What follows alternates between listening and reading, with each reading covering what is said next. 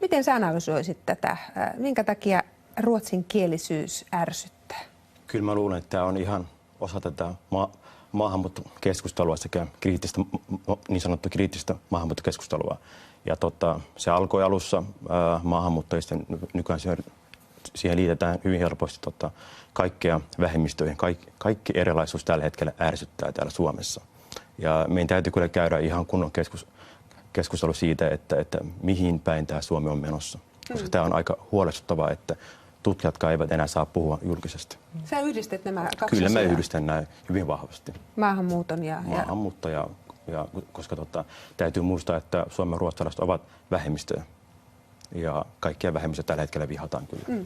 Saadaan lisätietoja. Perjantaina olin Tukholmassa ja ajelin tunnelbaanalla ja taksilla ja kävin syömässä ja muuta, niin sanoisin, että kyllä koko ruotsalainen yhteiskunta pysähtyisi aika lailla ja melkein totaalisesti, jos ei siellä olisi maahanmuuttajia monia elinkeinoja pyörittämässä ja yhteiskuntaa pyörittämässä.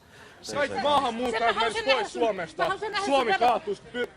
Se nähdään. Saanko vielä kysyä sen, että mikä evidenssi sinulla on, miksi yhdistät autojen polttamisen ja maahanmuuton ongelmat toisiinsa? No, koska tämä autojen polttaminen johtuu vääränlaisesta harjoitetusta maahanmuuttopolitiikasta. Mistä tiedät, että se oli motiivina? Mistä tiedät tämän?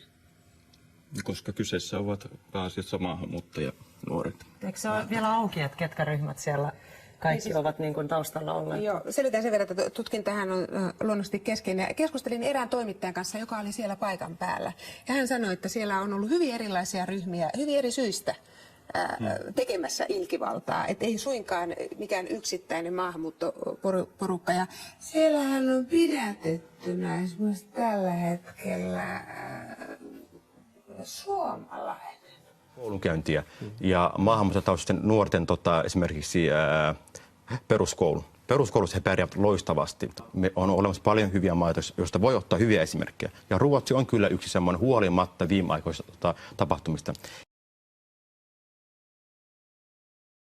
Kotouttamiseen takaisin, mutta haluatko kommentoida tähän Kyllä, sen verran sanoa, että asioihin voidaan vaikuttaa ja voidaan tehdä paljonkin, mutta se mitä Suomi on tehnyt systemaattisesti on yrittänyt vaikuttaa väärällä tavalla.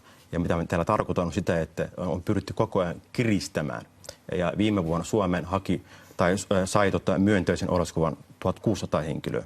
Se on hirveän vähän. Eli koko ajan ollaan yritetty kiristää, kun taas pitäisi nimenomaan vaikuttaa sillä tavalla, että niin kuin Benki tuossa vähän sivuttikin, että ne ihmiset, että mun mielestä se määrä ei ole mikään ongelma. Me voidaan ottaa tänne ihan niin paljon ihmisiä kuin me halutaan. Mun mielestä se määrä ei ole mikään ongelma. Me voidaan ottaa tänne ihan niin paljon ihmisiä kuin me halutaan. Yes, we can! Okay. Se pointti pitää olla niin, että se määrä ei saa olla mikään ongelma. Vaan se pointti täytyy olla siinä, että ne ihmiset, ketä me otetaan tänne Suomeen, niin kuin äsken sanoit hyvin, niin meidän pitää pyrkiä siihen, että he saavat laadukkaita palveluja. Se määrä ei ole mikään ongelma silloin. Se ydinongelma on se, että tänne tulee hyvin vähän ihmisiä. Ja silti ne palvelut eivät ole laadukkaat, mitä he saavat. Nykyisellään hyvin epämääräinen.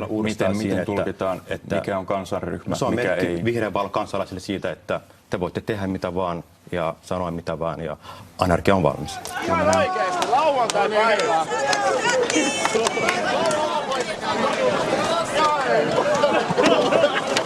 Mitä vittua?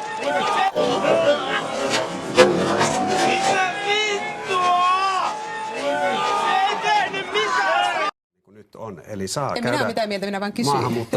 Eli saa En minä ole mitään mieltä, minä vaan kysyin. Me emme tästä.